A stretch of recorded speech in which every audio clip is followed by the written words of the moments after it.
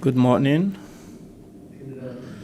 ladies and gentlemen. Good morning to this session, number 11 at the 9th Abu Dhabi Strategic Debate, and it will be dedicated to the Gulf Asian challenges, international challenges, and the regional challenges. First of all, let me welcome the speakers, our guests that will be bombing with the questions. We have with us Dr. Hesham Alghannam. He is academic and independent international relations expert. Dr. Al-Saif, Assistant Professor of History at Kuwait University and non-resident fellow at Arab Gulf States Institute in Washington, and Mr. Mohammed Baharoon, Director General and co-founder of Dubai Public Policy Research Center. Welcome to all of you. I think this session would be the most important one for the region because we are about to reveal some secrets, the things that are controlling the elections in the US and the protests, and maybe also the future and the outcomes of the war in Ukraine and the food crisis. Maybe we are going to reveal to you those hands that are working behind the scenes. So let us stop joking and we'll start with you, Dr. Hesham Alghannam. We hear a lot about the new international order, and this has increased with the war in Ukraine. The Gulf states, do they have to side with one party against the others? And given the accusation by the US to Saudi Arabia and the UAE and the Gulf region in general that is trying to intervene in the war of Ukraine and to intervene in the US election result by identifying the prices of oil, is the position is in Russia is similar to the position of the US when you're looking at Russia as one of the polars in this international order. I think we are not witnessing a new international order, but we are witnessing the collapse of the existing international order and the lack of dialogue between the stakeholders and its impacts on our region. I think the most important thing in all of that is that these countries in our region, in the Gulf region, they are trying to find a new equation for their foreign policies. The Gulf states, specifically within their region, they have good governance, they have political stability, and they also enjoy significant natural resources that need to be used wisely. The Cold War is gone for the Gulf state, and it's gone for a long time. The balance of our international relations is important, but that's not easy. Because if we're over-optimistic, that will be dangerous. If we side too much with the Russians or with the Chinese or with the Americans, I think that too much optimism is dangerous. And when we take any part, we need to be very cautious. And we need to factor in the losses, because there will be significant losses. But those losses are acceptable for our countries in our attempt to extend our hands to all countries of the world. And we like the summary of the policy of the Gulf and how it should look like in the future.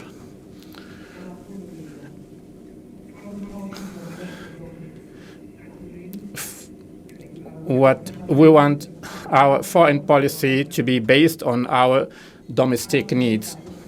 This is our main policy in our relations with other countries. We have nothing to do with the U.S. elections. We also we are not and we are not client states or satellite states.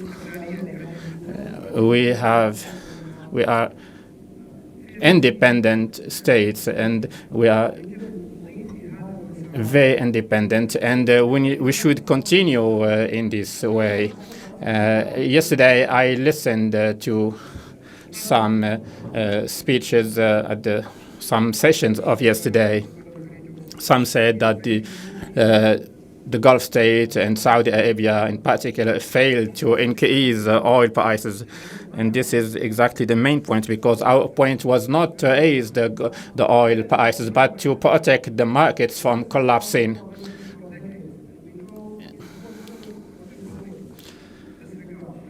So when we try to protect the prices from collapsing, and because there is a market imbalance because of the war that's happening now, and we'll come back to the war now.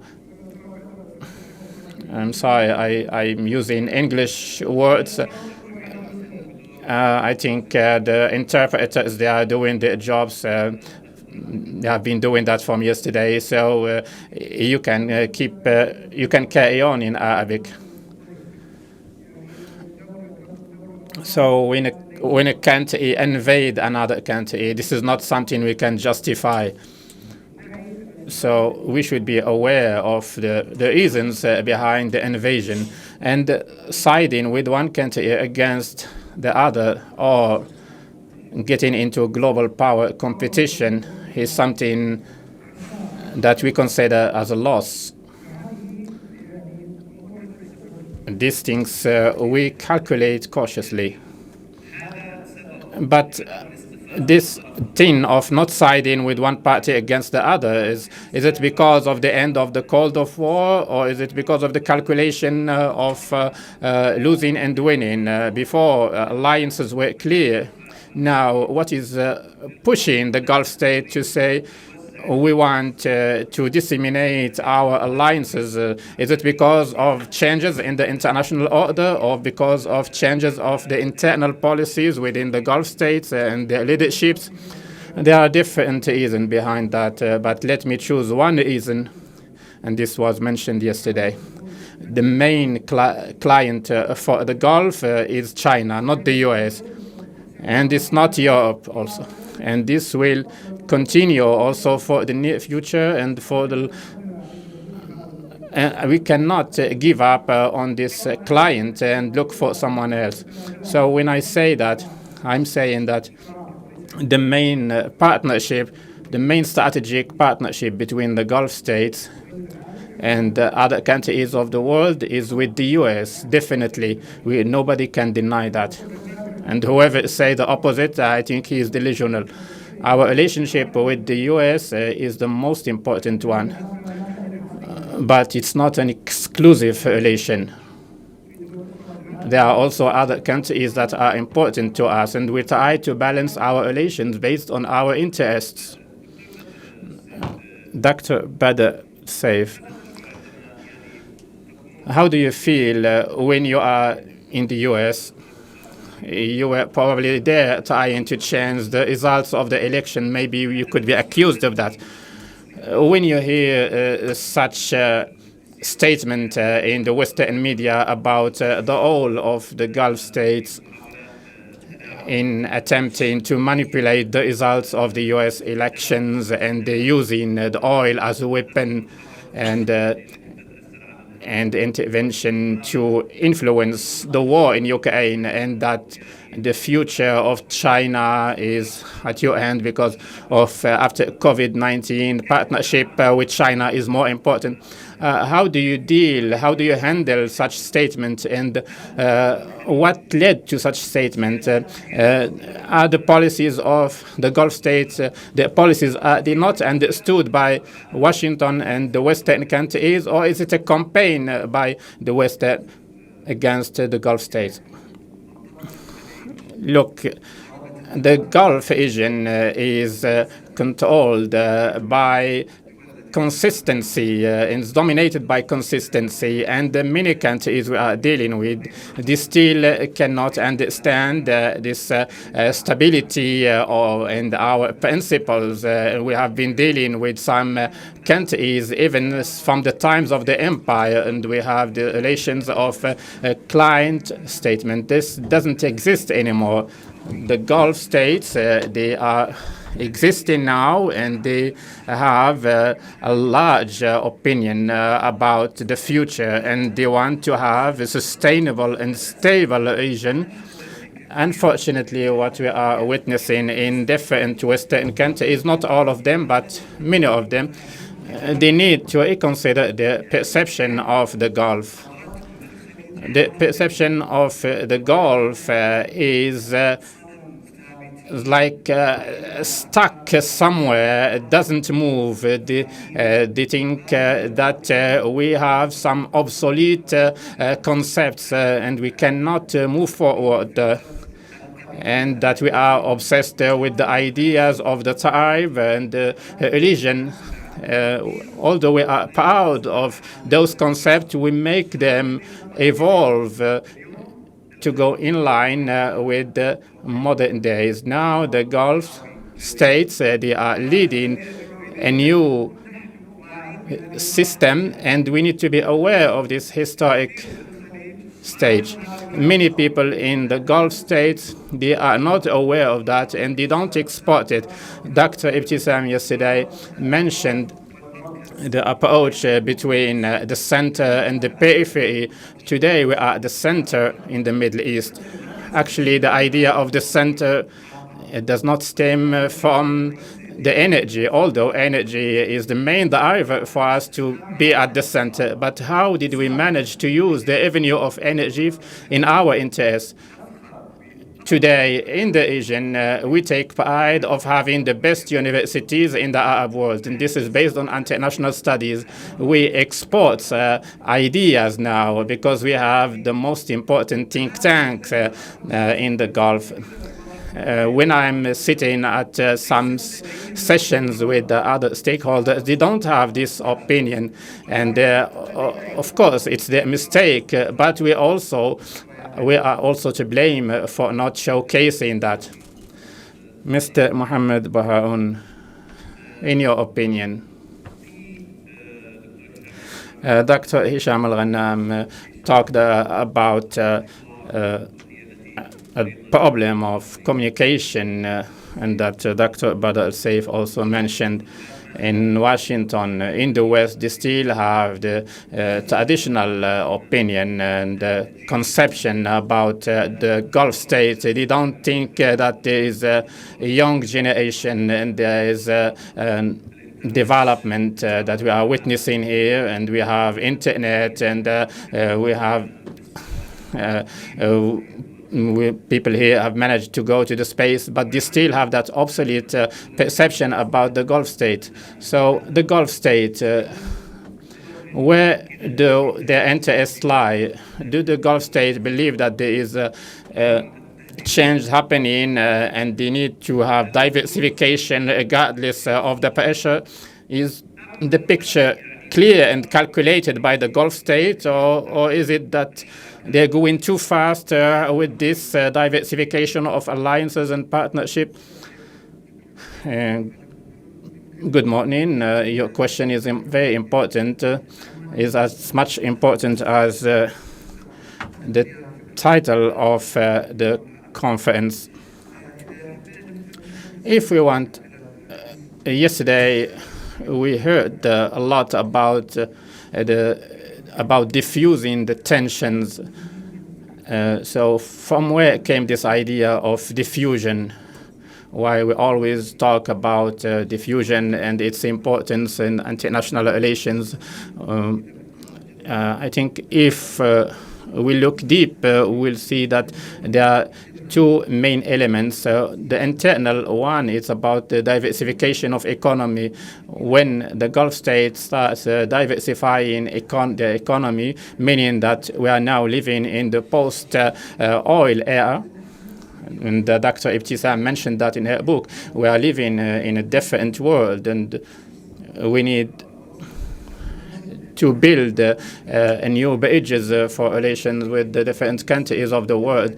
So it's about a multipolar system, and there will be the old idea of unipolar or bipolar system does no longer manage our relations. So it's like now, it's like internet. Countries connected to each other at some times, and then they get disconnected and connect with other countries. The value of the network is in its expansion. The other element is external. The changes that are happening in the world is not because of us, but because of external actors. We have the US, and we have two main events that changed the world. The first one was at the time of Bush the father.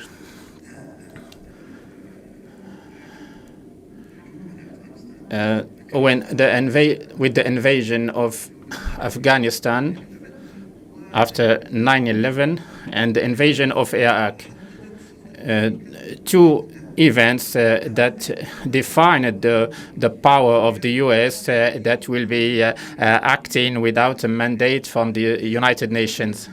The second event was under the regime of Obama, and the competition became an economic competition, not a military competition, and therefore China became the main competitor. And we have then witnessed a reduction in the number of military bases throughout the world. We have heard in a previous session and a call to Russia to move away from Syria. So our role as is that the role for the US is not to be as a policeman of the world, and the idea of fair that my colleague mentioned, and the other ideas that were mentioned also. So those are the reason behind the changes we are witnessing. Today, we cannot side with one party against the other because we want to keep the lines of communication open all the time.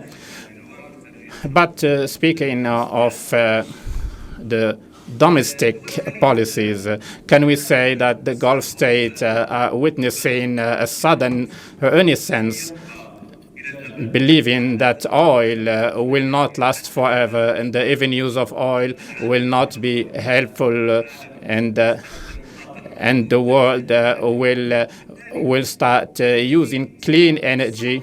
So it is like a sudden renaissance, and we need to diversify the sources of wealth and cooperation. This is what made the economy move forward. And then we have started diversifying our partnership.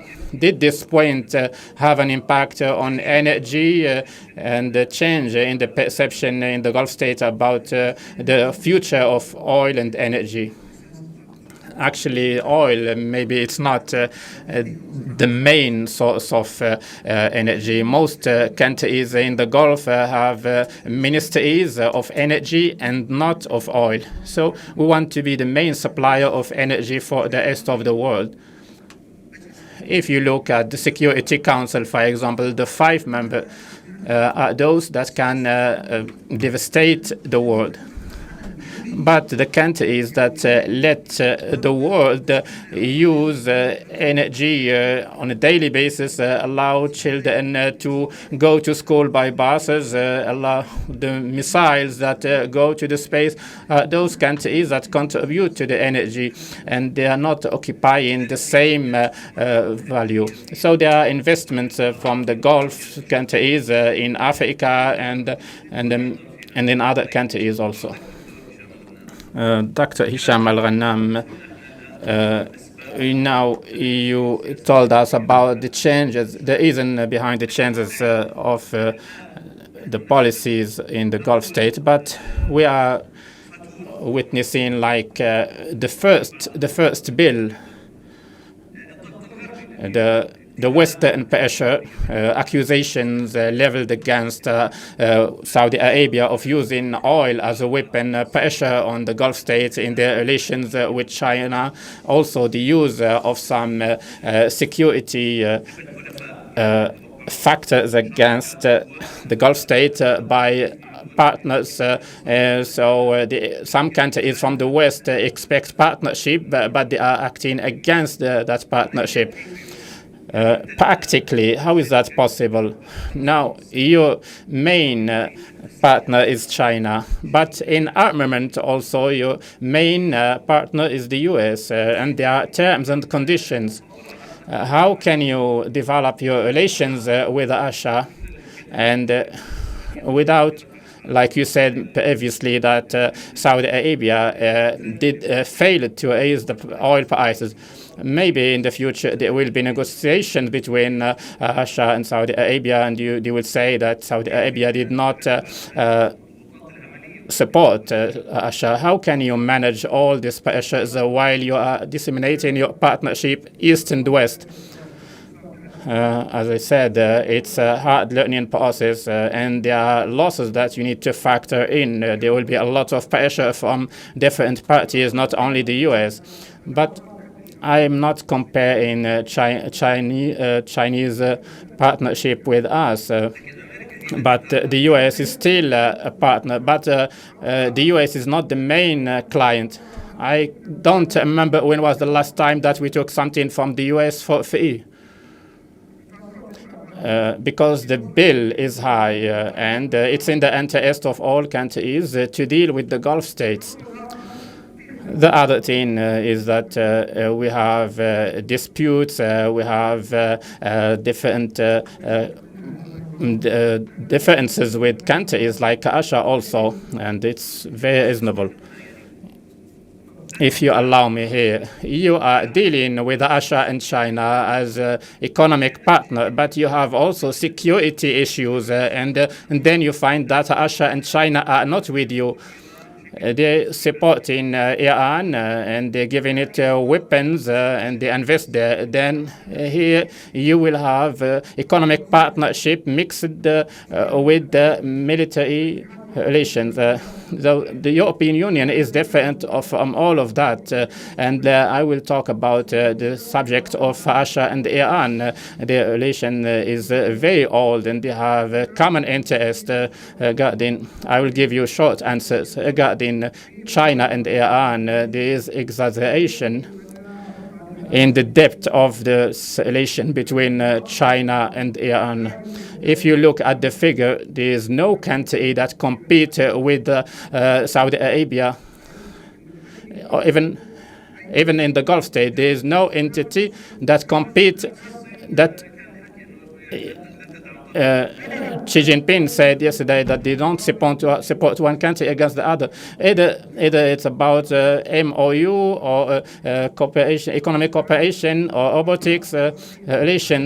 Relations of China with the Gulf states is mainly with Saudi Arabia, and it was always the Gulf states. The relation with Iran is within a diplomatic path, and nobody should think that China is an ally of one of these countries. There is outstanding partnership and cooperation with all countries of the Gulf. Even with the UAE, there is a cooperation between institutions, but there is no way to compare this relation with Iran. Even this relationship, this partnership, they was exaggerated because the main interest of China is with these countries of the Gulf. As for Russia, it's different. There are different interests. Russian peasants in Syria, they want, but this will happen, I think. Do you think that this is a Russian desire to give up on the Iranian forces on the field? Now Israel is trying to attack Iran everywhere. And Iran does not see any reactions, and the Russians, they have also outstanding relations with Israel. Dr. Al-Saif, the problem of cooperation now with the world of with different types of cooperation, like is the case now with with Ukraine and this war, to what extent do you think that the situation in the world is temporary?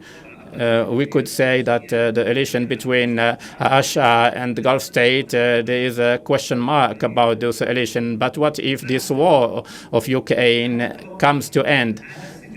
Do you think that this controversy will carry on? Because some analysts say that what happened in Ukraine could be considered as a victory of the NATO if there are negotiations after the withdrawal from Kherson, etc.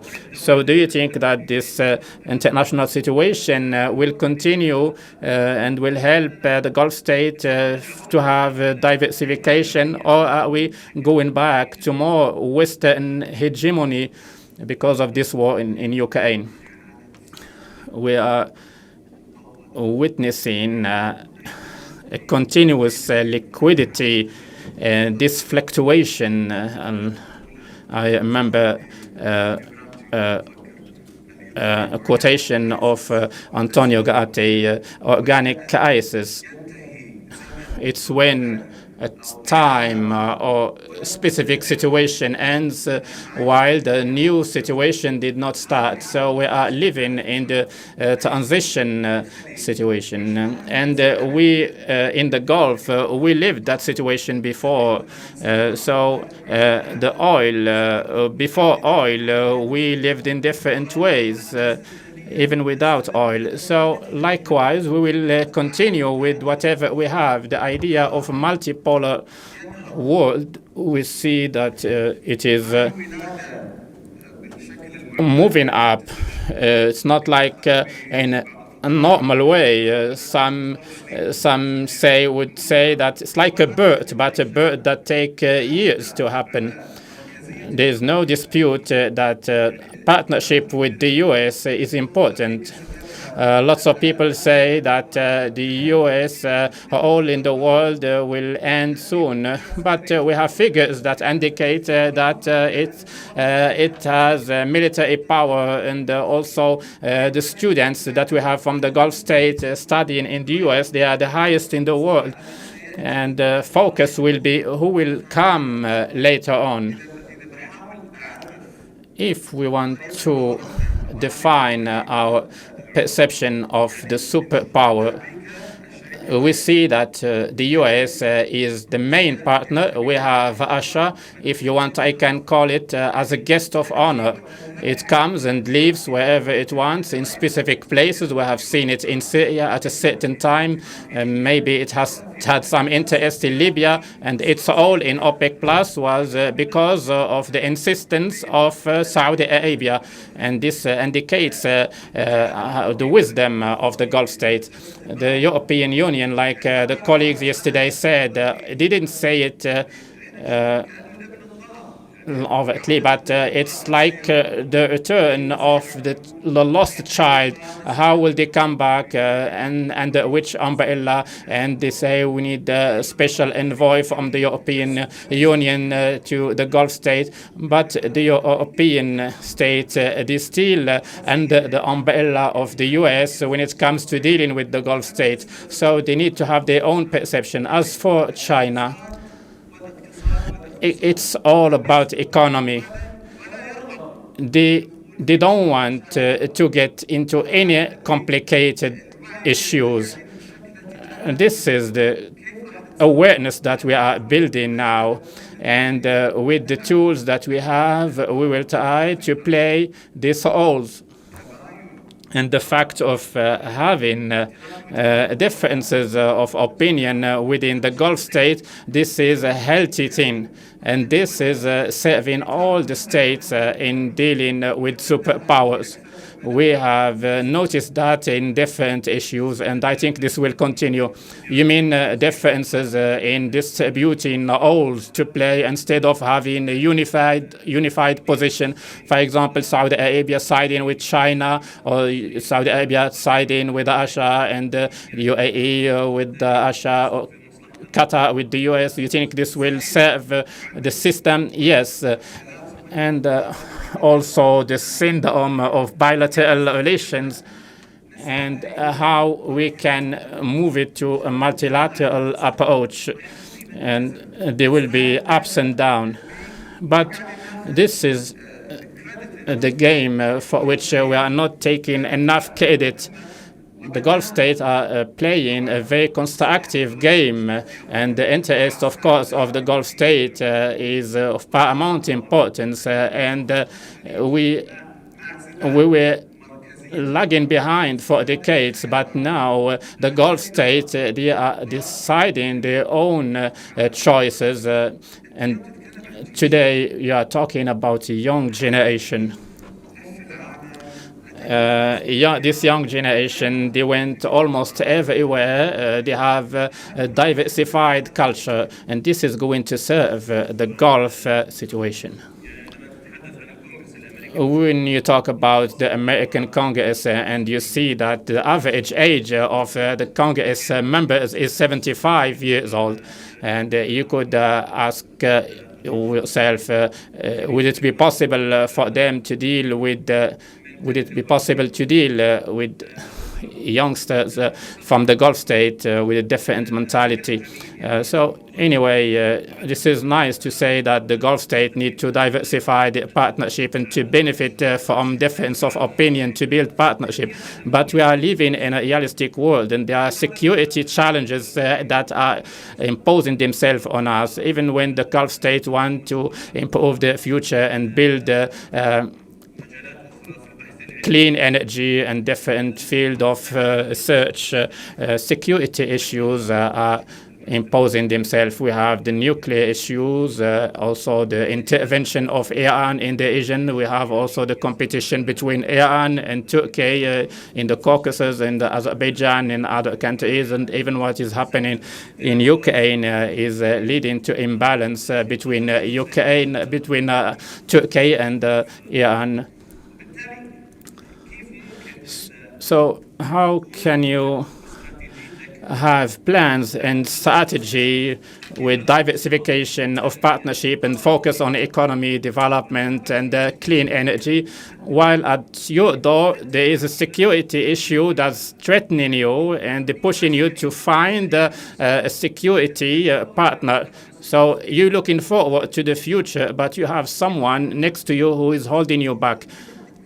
I can give you two examples that I will borrow from economy. The first example is about the family company that would present some shares. So that the security in the region was owned by like a family in the US, and under Obama they made it like a company by actions, and they maintaining all the shares and allowed others to buy some shares. But what happened actually is that it's no longer a family-owned company. The other example is of economy of participation. It's like Uber. Uber has no assets. Assets are owned by people. The Gulf states, I think, in my opinion, is going diplomatically in that path. They have a different partnership at the 3 levels or 4 levels, and the strength is about dealing with others. We had difficulties with countries like Turkey, so we overcome those difficulties through cooperation. The same thing with Israel. We overcome difficulties through cooperation. So we try to find cooperation in regional issues. We heard in previous session about climate change, food security, healthcare, water. All these issues push us to have more collaboration and cooperation. When we look at the COVID crisis, most of people who died in the UAE recently was because of COVID. It was not because of terrorist act or war. The main partner in knowledge transfer was not the US or Europe, but it was China, because they refused to cooperate with us. When we tell a company like Moderna, we need to test a vaccine and the fuse, but China said we have no problem. So this is the difference we have in this world of cooperation. It's like when we think about the country that benefited the most from this idea is Israel. Israel, through its relations with the UAE, built relations with India, with Korea, with Japan, with Singapore. So it started looking at the value of the state as a platform for more cooperation, and cooperation at different level, mainly security, but also climate change, food security, but also cooperation directly on security issues through the exchange of intelligence and identification of risks. What the US would consider as risk, maybe it's not risk for us, etc. So we need to find the mechanism for cooperation. Even the organization we talk about will be an organization of cooperation and security. So cooperation will be the most important thing, and the idea is de-escalation. I'll come back to you, Dr. Hesham, if you want to talk about the Asian, the relations within the Gulf state witnessed different challenges, and we have seen at the OLA summit how it diffused the tension between the states. But there is also an important economic competition. The new economy now is based on tourism and the new clean energy and scientific research, entertainment. And also Qatar, after the World Cup, would have a very good infrastructure, and Saudi Arabia is having more festivals of entertainment, and Kuwait is trying also to reinvent itself. This competition, isn't it making a problem for these countries because you're competing on the same cake? There is even some similarity in the economic models for the Gulf state. In your opinion, to what extent could this be could it be complementing or leading to more competition? We are in one of the main important capitals of the Gulf states. I'm not a diplomat. You are a seasoned diplomat, actually. Now, let me say that differences of opinion between these countries will last for very long. On the other hand, I think that Al-Ula summit, if we look at the outcome, I think it was very successful. And from the past, the near past, the relation between the UAE and Saudi Arabia, there is cooperation in some very important fields.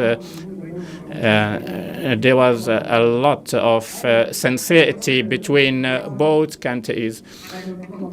And in order for us to reach equilibrium, all countries need to cooperate. When my colleague Badr said this is healthy, I would say we need it more and more, because we are in a region filled with the failed states. Does the Gulf state want to be in this region? No, we don't want to be in a collapsing region. And it's not in our interest to see Yemen in the current situation. If this region is in a better condition, that will be good for us too.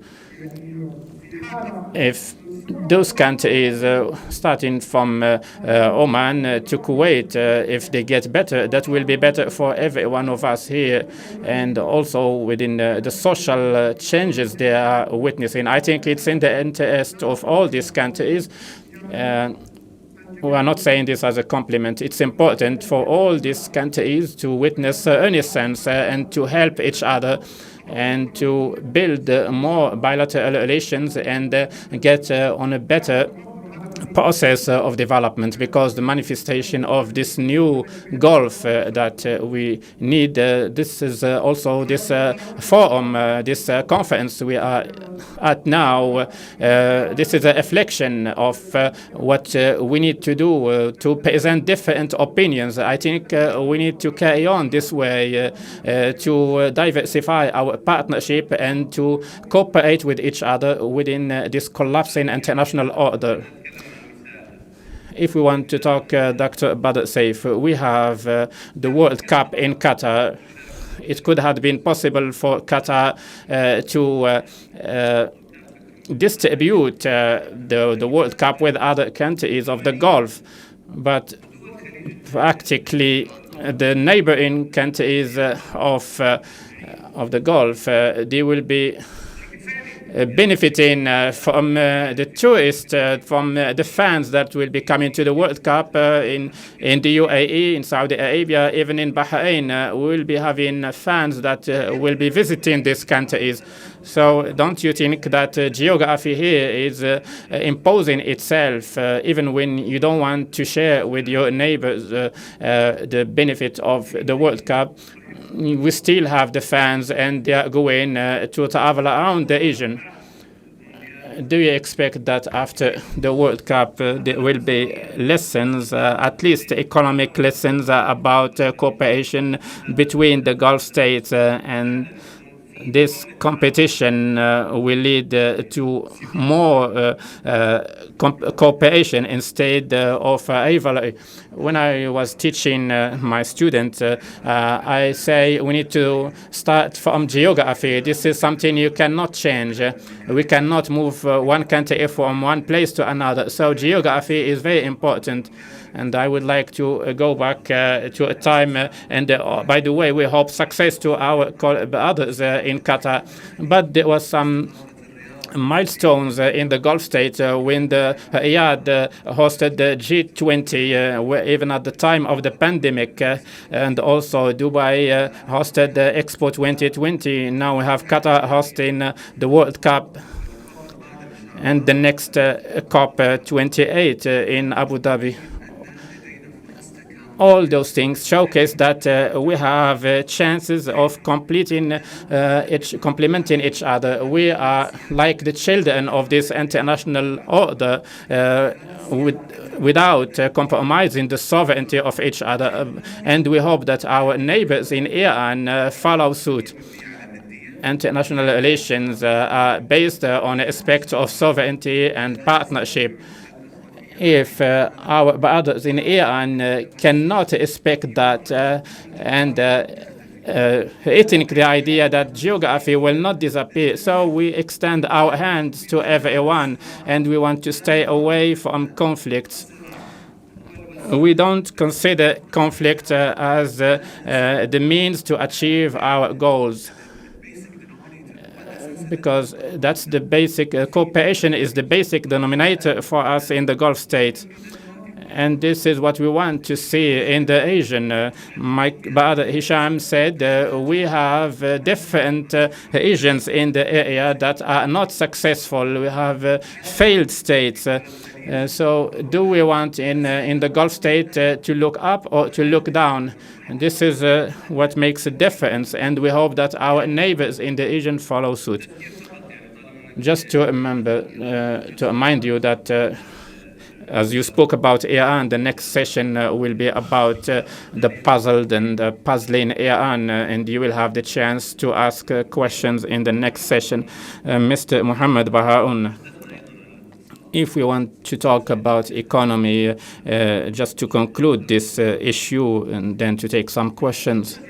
The economic model has started to change. We see development of economy, and we started giving up on oil and starting to diversify sources of economy. In your opinion, this cooperation between the Gulf states, for example, in scientific research, in tourism, do you think that we have reached what we're supposed to be as our colleague mentioned, the central states that have influence in international politics. But did we really reach that level of economic cooperation and in different fields so that we would really have a strong network to build on and to face those challenges together?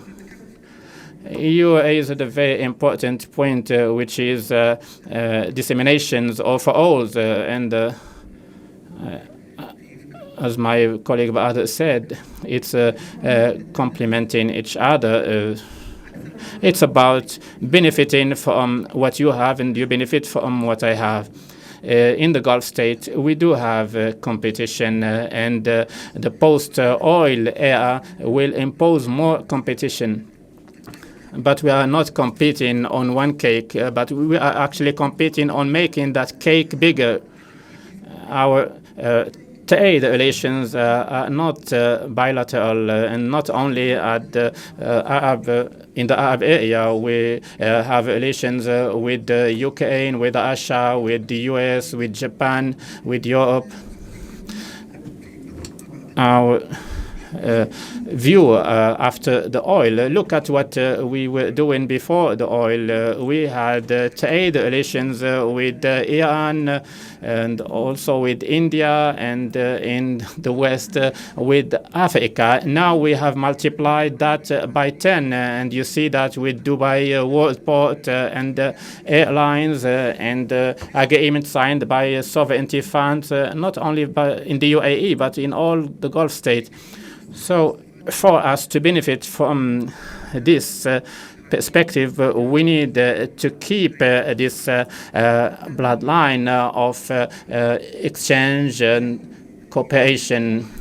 What the thing that threatens those cooperation is the current situation we are witnessing, and I will not say that the sanctions imposed on those countries are good or not, but we need to reconsider how we can apply the sanctions, how we can better governance. But between us, I don't think there is a reason for us to compete, but rather to complement each other. You spoke about tourism. We have tourism in Saudi Arabia, and we can benefit from some expertise they have in the UAE and in Bahrain.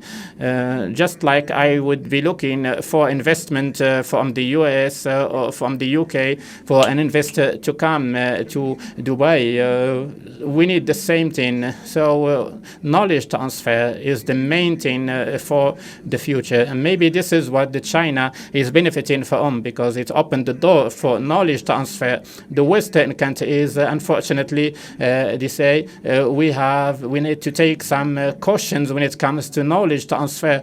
This is what has diminished, the transfer of knowledge.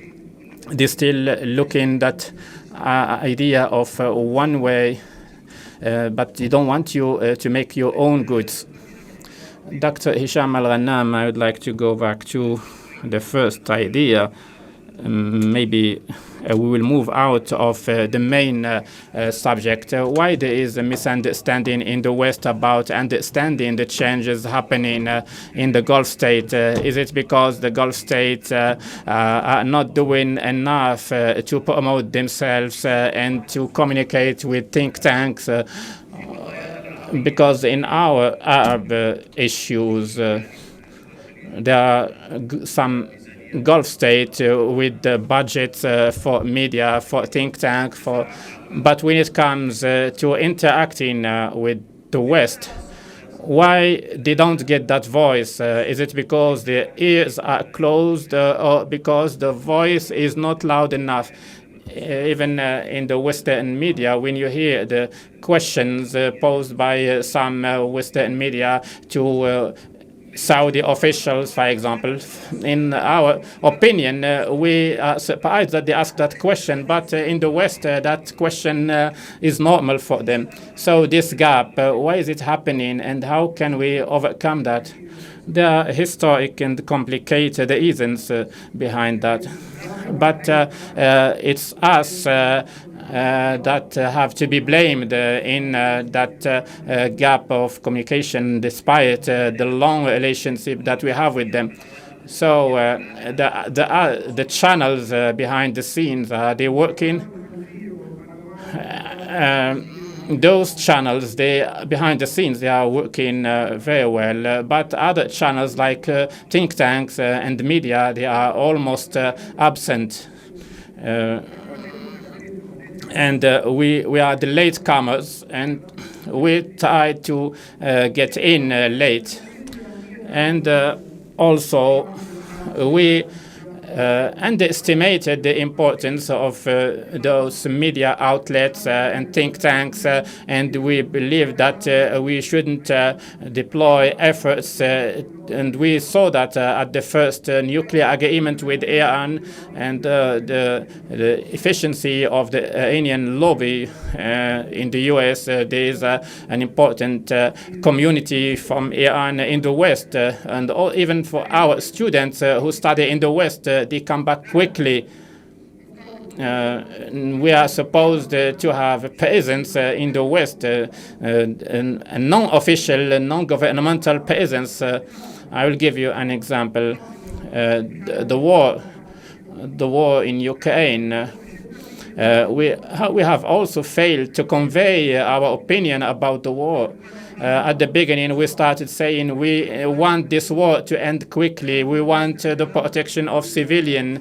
We want we are against the sanctions of financial institutions against Russia, because we are against such siege against Russia, because we believe this will lead to a crisis that nobody needs.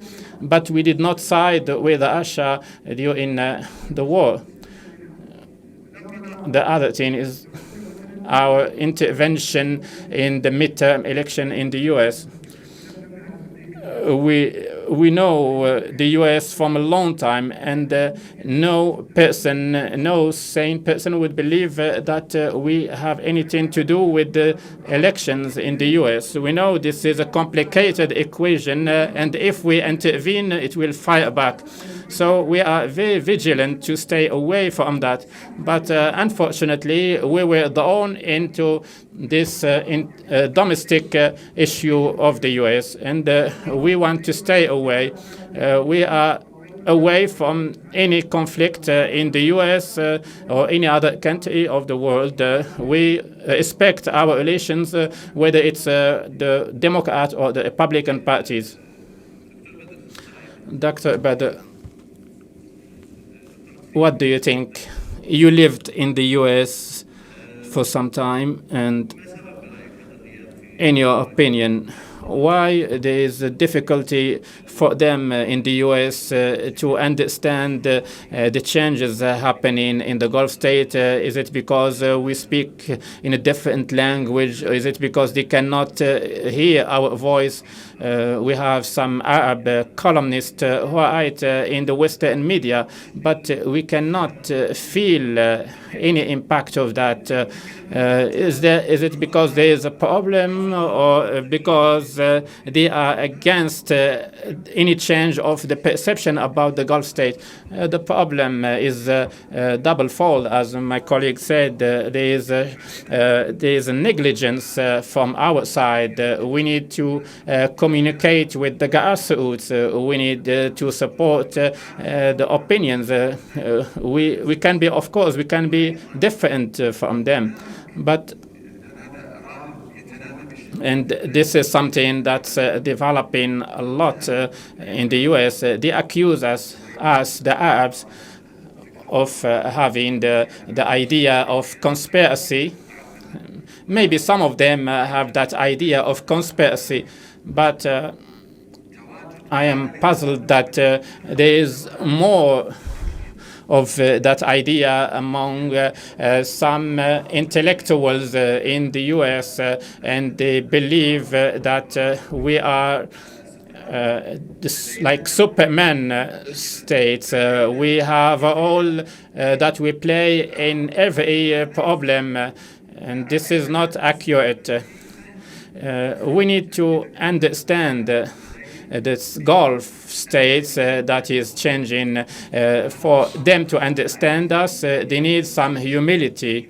They need to invest in this region by hiring some expert who will study our specific cities, and this will not be in a seasonal way, just to visit the Gulf state for 2 weeks. No, they need to feel the spirit of this region, and this needs humility and patience and communication with different entities. When you have the family members here who has good relations and with the U.S. And would even fund the Democratic or the Republican Party, and he works against you, for example, in the issue of oil or OPEC, and he will use his tools in the U.S. against you. Here, don't you feel that instead of saying that it's our fault, sometimes there's a party that will not help you? Didn't you feel that this is life? Because one hand cannot clap. Sometimes there will be success, sometimes failure. And to be successful, you need to deal with the case as it is and to read the facts.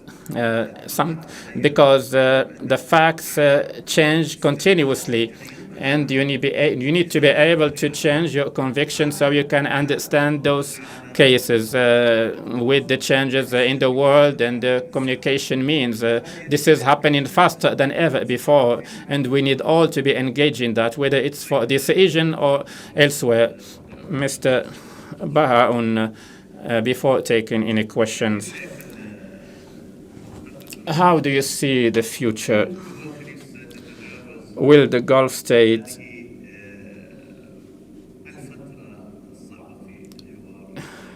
get through this difficult times with the West and manage to convince the West through diversified partnership? Or do you think that the huge cost, we will continue to pay those huge costs to defend our strategy and position? Personally, I don't think that the Gulf states are seeking to impose an agenda on anyone. We are dealing with an international order that is being formed, and we're trying to diminish its impact on us.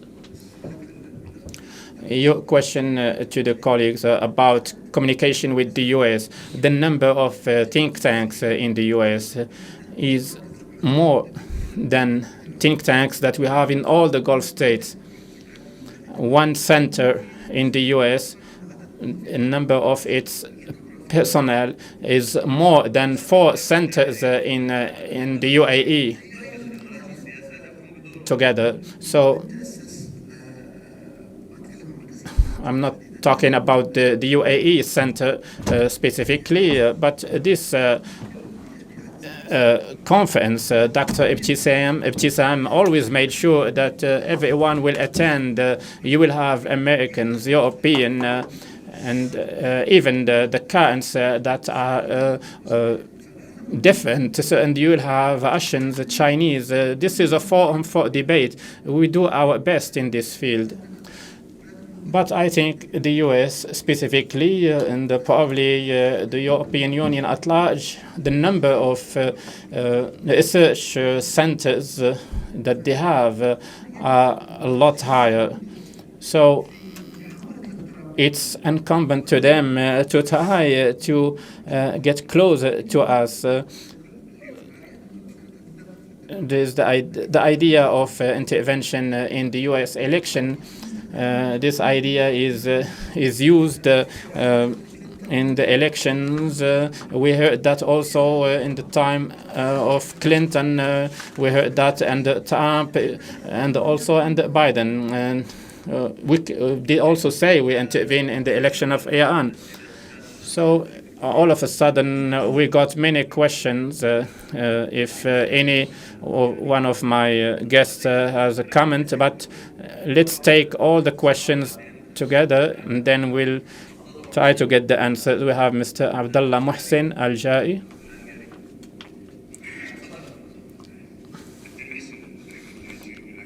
Abdul Muhsin from the Academy of Strategic Studies.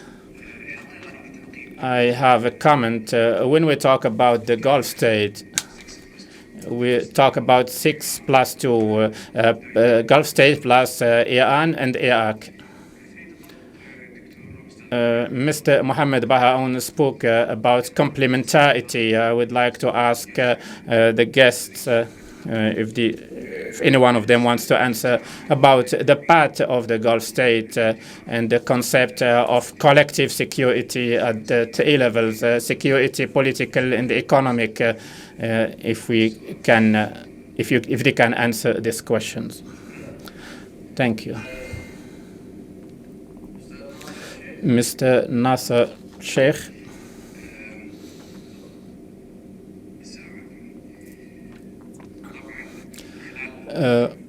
Of course, during in my participation at the sessions of yesterday and of today with different opinions, if there is one conviction except with one American speaker, we see that the world is going towards a multipolar international order.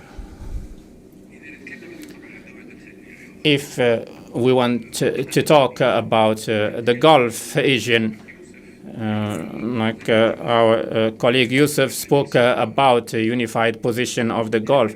If we talk about the Gulf State Council, are we prepared in the Gulf for a positioning this system, this international order as one bloc? Can we be honest with ourselves and say that the Gulf Council is not as efficient as we wished it to be? In the Kuwait crisis, Kuwait liberation, it did very well, but it faced some challenges in the last 4 or 5 years. Now, are we prepared for repositioning ourselves? We have also a question from Mr. Ali. Mr. Ali Al-Khashayban. Just a short comment. Most of the speakers, they mention the word we and we and we, but there is no guarantee against the crises. We still focus on priorities, and we need to build some ways to protect ourselves. And speaking of the crises, we are suffering from a lot of polarization, and we are considered as the reason for different international problems. And this polarization, I think we are going to pay the cost economically and politically. And the reason is that because no region is being interesting for the world, as is the case with the Gulf states. If you allow me to take the floor.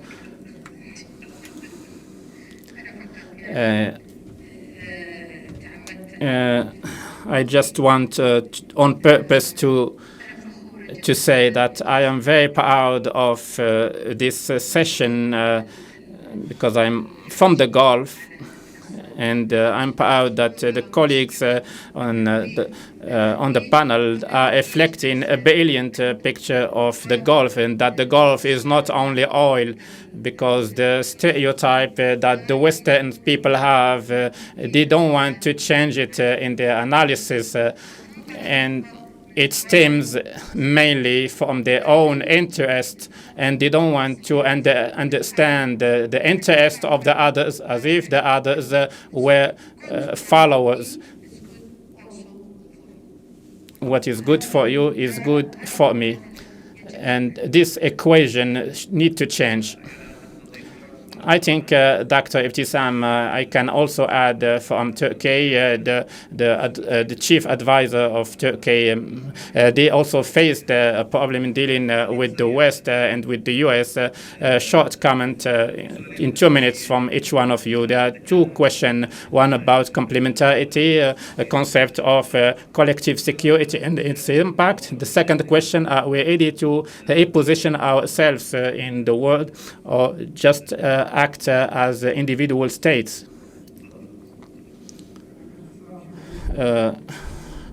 I can say that we have two paths that we need to carry on them, and this is they are complementary paths. First, we need to build deterrence, and we need to have dialogue and understanding with our neighbors and with our enemies.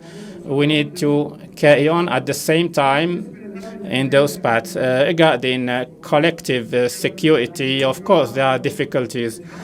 But I think that cooperation in collective security doesn't start from the top to the bottom, but from the bottom to the top. The integration that is happening now between defense system in the region should continue in coordination with the US Central Command.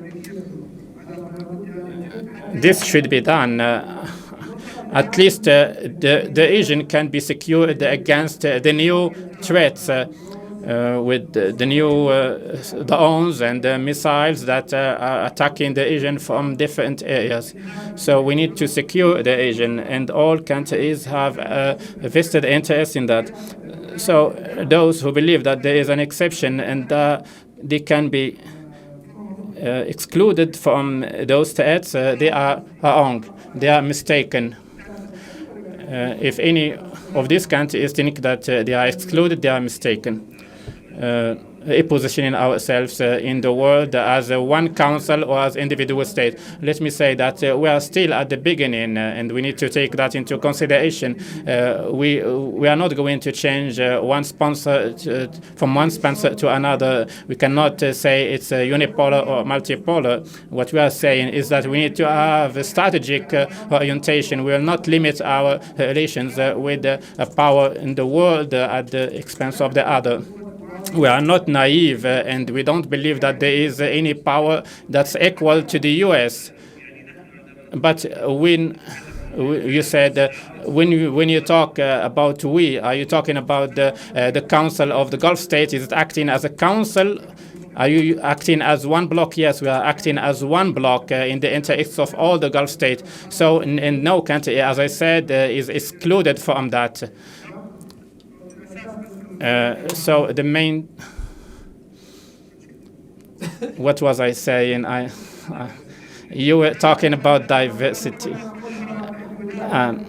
I was saying we are not under any illusion that we can compete, that anyone can compete with the US, even with the eyes of China. We heard yesterday the American statement that were positive about China. So if the US, with all their power, they are moving strategically towards China, while our states that are middle-sized and small state, they are looking forward to China. I think those countries, they cannot see the real picture. Play games is important, but if you blame us all the time for election purposes, this shows a lack of respect and will affect your relation with us. So we need to have mutual respect so that the relation will be lasting. Of course, such injustice is something that happens all the time in politics. But how can you handle that? We will not overlook that. Dr. Badr, quickly, you have a comment. I want to comment on what he said about the injustice and building and feeding injustice. This is an art in the region. speaking of the crises that the Gulf states are witnessing, I want to say that crises are healthy. Even the crisis between the US and Saudi Arabia, it was healthy because through crises we discover ourselves and we discover how the other look at us, and we can reposition ourselves. And also the last Gulf crisis, was it the last Gulf crisis? Maybe not. So we need to take all those lessons and use them to move forward. The system of cooperation of the Gulf state is the best what we have, and it's not weak, but we can, through the lessons, move up.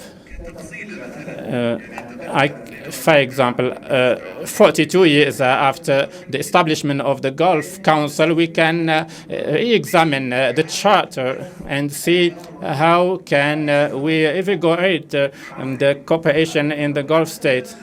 Even during the crises, the military cooperation did not stop. We continued under the umbrella of CENTCOM, and also some economic sanctions continued. So we expect such things. Mr. Mohammed Baharoon, in 1 minute.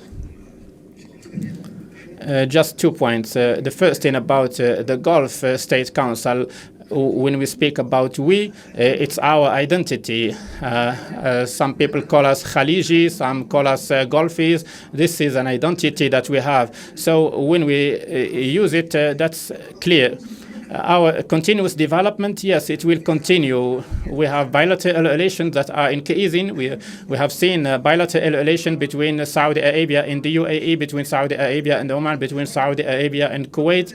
This does not diminish the importance of the Council. No, it's the opposite. Investing in economy is strength, and security is not only in missiles. Maybe the oil of oil and the oil of the Gulf states in maintaining energy power indicates that this is important for the world. Maybe we have been a bit late in the system of missile defense system, but in energy we have not been late. The other thing is about diversification. I still stick to my opinion. When I look at the world and how it is forming, I see it's like a network without specific polars. There will be a vested interest that we will connect to those interests and disconnect with them and connect with others, just like it happens with internet network. And the US will keep being important to us. Europe will be important. The same goes for Russia, China, India. All these countries will be important to us and will be important to them. I think today the G20 meeting is attended by 2 Gulf leaders. This is an indicator of our economic power and our perception of economy as a means of cooperation between states. I would like to thank my guest, and I would like to thank you also, the attendees, and thank you for taking my questions that were a bit long. And thank you. And the next